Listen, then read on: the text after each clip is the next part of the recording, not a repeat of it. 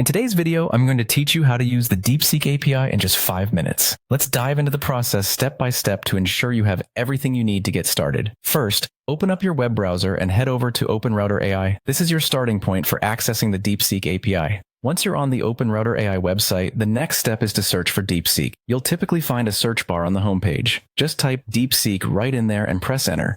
This will bring you to a list of relevant results. Among these, you'll want to specifically click on the option labeled DeepSeek R1 Free.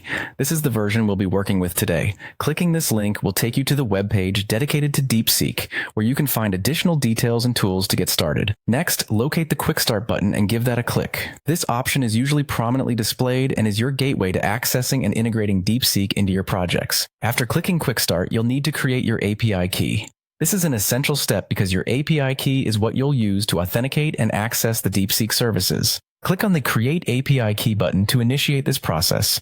You'll be directed to a new page where you'll click on Create API Key once more.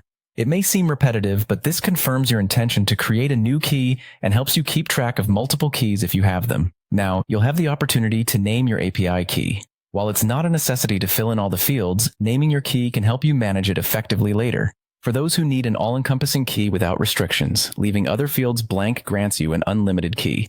Once everything is in place, hit the Create button.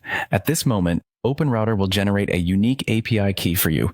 It's crucial to copy this key immediately and store it securely. Consider using a password manager or another secure method of storage, as this key is your lifeline to using the API and must be protected.